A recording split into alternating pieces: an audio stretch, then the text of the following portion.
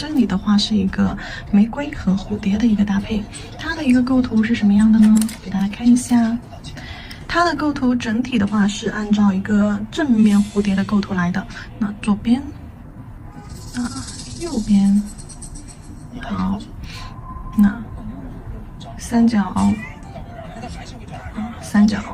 这样子的一个构图，就相当于是一个完整的正面蝴蝶。然后呢，我们所有的构图就是按照这样子的一个构图来，只不过这边呢是一侧一半蝴蝶花瓣，这边的是以玫瑰来按照一个蝴蝶的轮廓来进行构图的。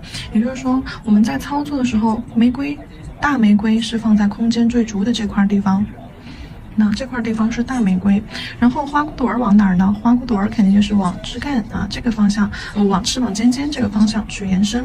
然后下方的话肯定就是由叶子来做引导，然后剩下的空间我们就全部用叶子在周边把它的一个就是完善了整个摆位构图完善了，然后这边就画一半蝴蝶就行了，是这样子的一个构图，参考一下这个。复杂的线条擦掉。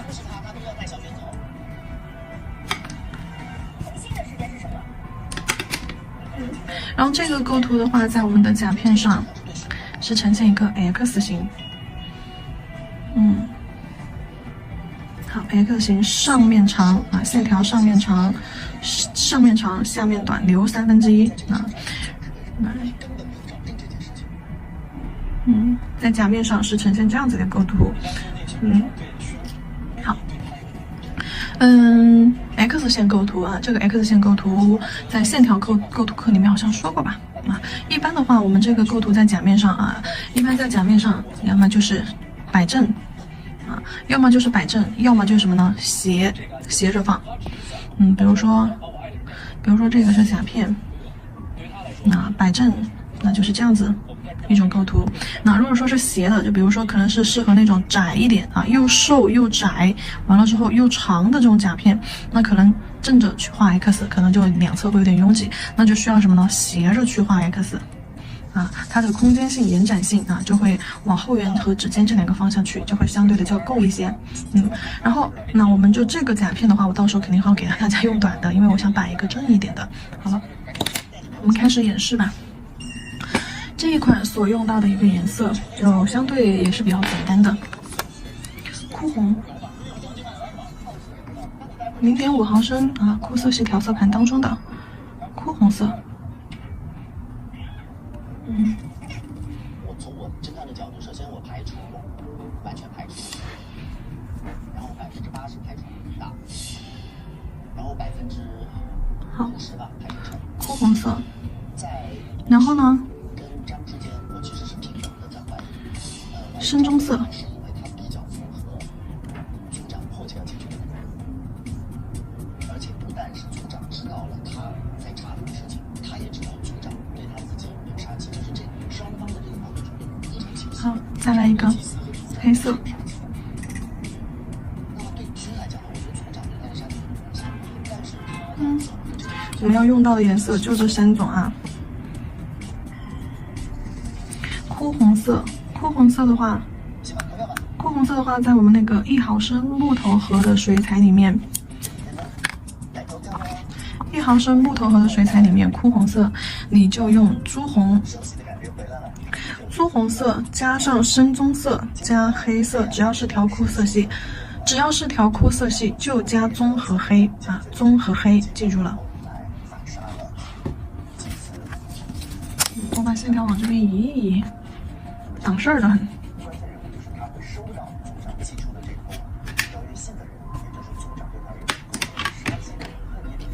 好，构图画出来 X。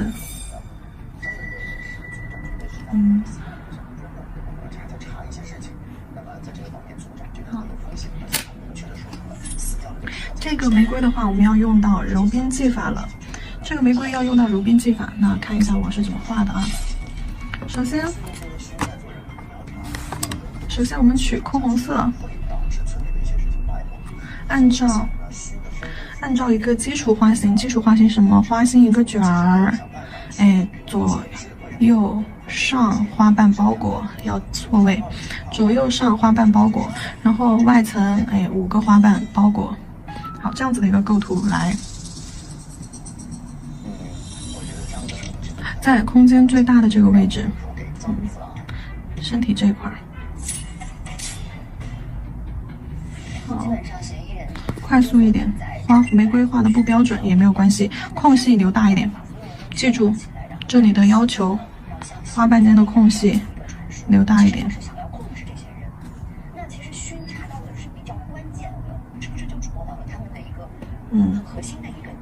好，然后尖尖上这里画一个水滴形色块，亲笔控水，亲笔控水，用水笔将每一个花瓣的外边缘揉散开。好，揉一个浅色水圈出来。好，换这个。好，揉一个浅色水圈出来，你看。揉的是花瓣外侧。好，揉完了之后内侧花瓣揉带一下，有空隙，有足够空隙的位置，多看细节，看一下。好，然后这5个色块是不是感觉隔得有点远？可以把边边上弱化一下，感觉好像联系上了。好了，行了，就这样。然后花骨朵儿下方揉一揉，下方稀释一下。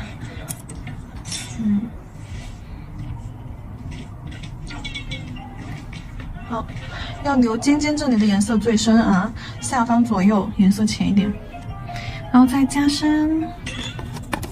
这个时候枯红色可以结合上旁边的棕色、黑色、褐色都行用稍微深一点，用稍微暗一点、深一点的颜色。干嘛呢？把花心勾一下，叠一层。对，花心轮廓勾一下。好，内层花瓣叠一层色。好，外层怎么办呢？勾一下泪湖轮廓，用线条。好。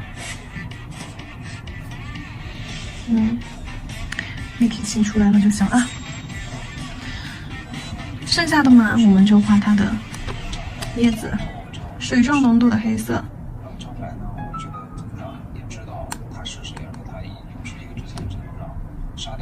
水状浓度的黑色，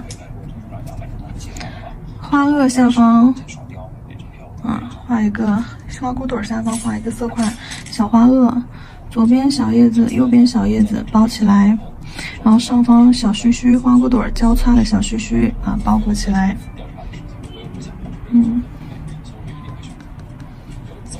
好，旁边花骨朵旁边叶子，左右的叶子，左右上，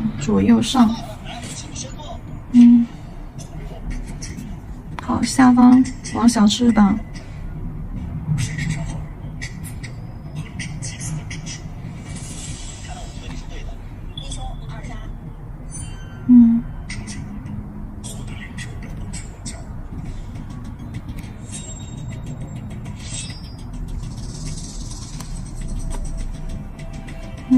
往蝴蝶尖尖上去，这里再画一组叶子，左边，右边，左边，右边，好，然后在它的周围，画上色块，玫瑰的周围画上色块，亲笔控水，用水笔将色块边边揉散开。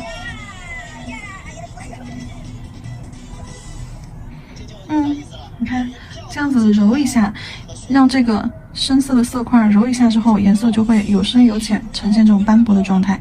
晕染效果直接拉满，氛围拉满。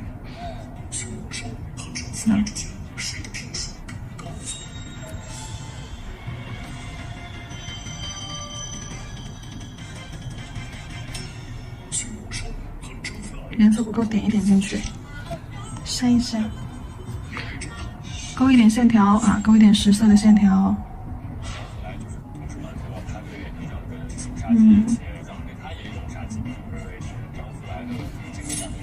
好，加一点深色的色块，就当做是那种斑驳的叶子。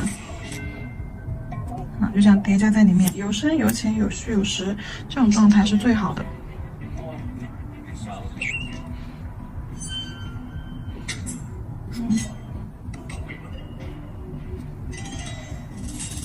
好，玫瑰这一层画好了之后，我们要去画蝴蝶那边，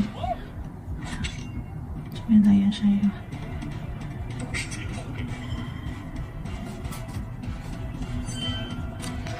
深棕色取出来，深棕色在蝴蝶身体这一块啊，蝴蝶身体这一块尖尖里面，大翅膀、小翅膀，尖尖，涂上你看很稠、很深的颜色，然后再来一个色块，确定一下它大翅膀的一个长度。好，轻笔控水变成一个干净的水笔，将颜色揉搓揉搓，好稀释，稀释了之后去平涂带出它的翅膀。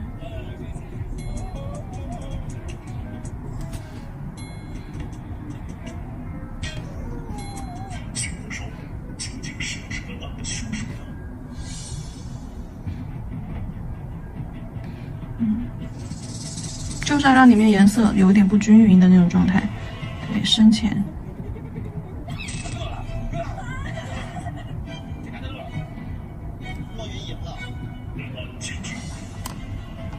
加深，来点深色。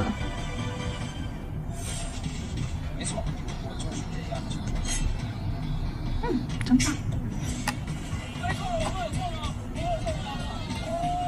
褐色。黑色，褐色、黑色都行啊。身体这块色块加重，连接翅膀这里。然后骨架怎么勾呢？尖尖，下来，线条从上边缘勾一个 C 弧到身体上来，然后从这儿勾到外轮廓上去，平行一根细线条。然后再从下方身体这里贴着，勾一个 Y 字连接到外轮廓。实在不会的，去看一下前面的课程啊，前面有蝴蝶章节的课程，看一下这个骨架是怎么勾的。小翅膀的从身体这里出来一个，水滴状轮廓，往边缘勾散开。尖尖上拖出来一点下来，胡须、触角从外往内拉两根。保护安全除了是保护自己不要受到任何伤害，也要保护自己不要变成他们的一份子。我就是因为自己的一些贪图成功然后因为不忠于自己最开始那些美好的东西，都陷入了这样一个漩涡。好了。行为是非常不对的。我不相信干这样事情的人还能说。接下来我们看一下它在我们甲面上的一个构图是什么样子的啊？在甲面上的一个操作。这个的话，我们要用一个中长梯，就不像前面的课程用的是长梯了啊，我们要用一个中长梯的甲片，打个乳白色底色。我对他留下了很多的遗憾。为什么集体失业我是真不知道怎么来的，是你这样容易想知道我就在电脑上发现，我也是醒来就在那儿，后面发生之后我也记不太清，我不可能是真的是你。对，另外我看这个白色衣服的小男孩是非常漂亮，而且不是正规，真假春图，照灯30秒之后，刷水彩磨砂封层啊。那我这里有一颗已经是刷完水彩磨砂的已经刷完水彩磨砂了，然后我们就直接操作吧。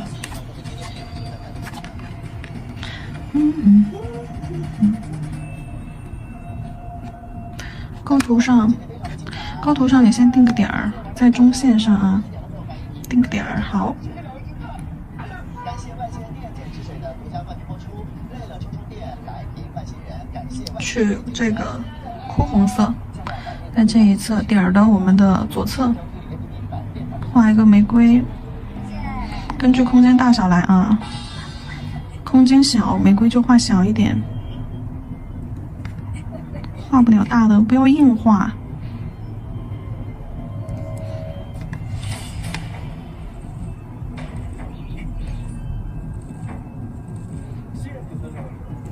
好，轻笔控水变成水笔，花瓣外轮廓揉一揉，揉成这种不规则水圈，浅色水圈。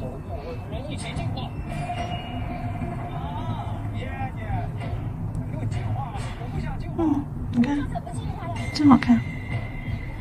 就这种晕染斑驳的感觉。花心，花心加深啊，一定要再去叠加一层。花心和第一层花瓣轮廓，往外勾两根线条轮廓。你看我勾线条的时候，其实勾得非常的低调，大概把这个轮廓勾出来就行了。花骨朵儿，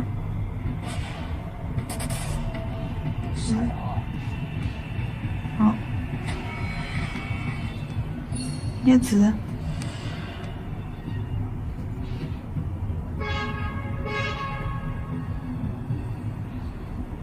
小花萼，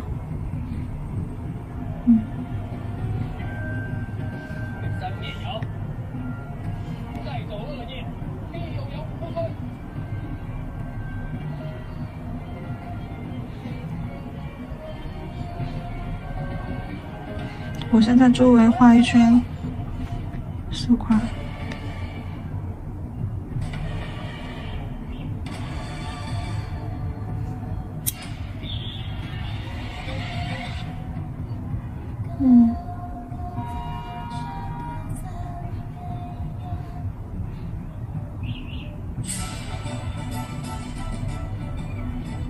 揉搓搓，你看。大白马真相，欢迎大家来到大侦探合议庭，时隔1年又和大家见面了。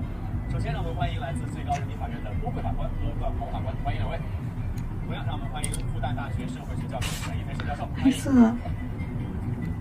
晕开之后一定要有这种深深浅浅斑驳的感觉啊，有水圈也没关系，水圈会更加重我们要表达的效果。观众大家好，很高兴又和大家见面了。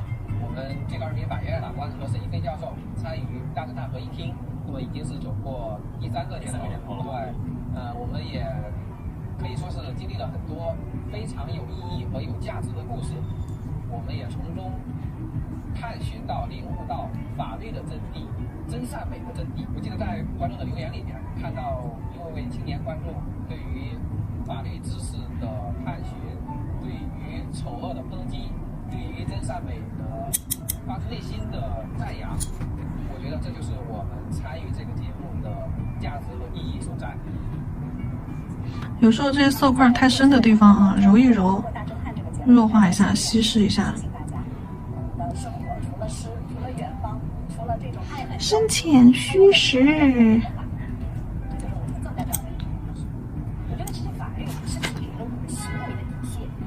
好，蝴蝶。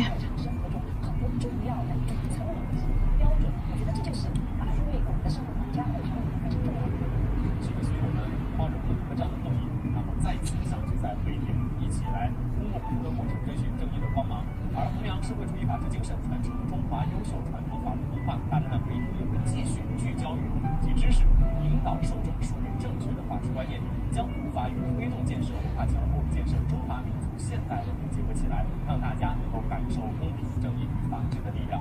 那么，我们大侦探合议庭第9季首案现在开庭。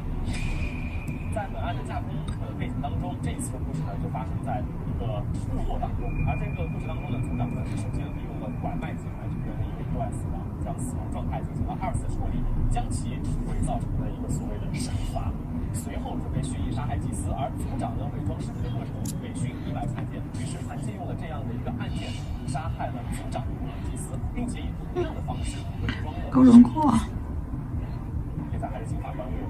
加深身体这里的颜色。实际上，刚才小琴你介绍这个案情啊，是包含2个故意杀人行为，一个呢是组长，他是预谋杀人，不管是预备还是杀人未遂，都触犯了刑法第232条故意杀人罪的犯罪构成要件，那么应当被追究刑事责任。但是呢，因为组长他是事后被熏所杀害，那么他的故意杀人行为在刑法上就不再被追究。就这个案子而言呢，组长他本身显然是有一定的过错，对被害人有过错的这个情形。而熏杀人呢这一个行为呢，在某种程度上来看，我们也可以把它认为是属于事出有因。那么最后在量刑的时候可以定位，首先确定他的事实，胡须触须给他勾上。其次，我们要综合考察他这个案件。我也喜欢一长一短。从宽的情节、从重的情节，综合来决定最后对他第适用的刑罚。那在本案当中，这个杨浦区里面出现了一个人口贩卖为基础的犯罪集团，包括在过去这个电影和影视作品，像《亲爱的》，很多人看完之后流泪，因为的确新闻事件也好，影视作品也好，也是在关注这个话题。而故事里面的好了，然后拿去比交通粉啊。这件事情因为这个警察而受到的伤害，使得他们人生的轨迹都发生了改变。那么从法律上来说，我们说这上面的人让他经历了一个身份的转换，他从一个受害人到后面转成了一个加害人。那么这种呢，其实从法律上评价，我们法律上有一个胁从犯的概念。我们评价一个胁从犯也是有好几个评价的因素。第一个，你被胁迫的程度多少？是别人拿个枪指着你的头，还是说，哎，你不这样做你就怎么样一个宽泛的？这个就要给大家看一下最后的成品。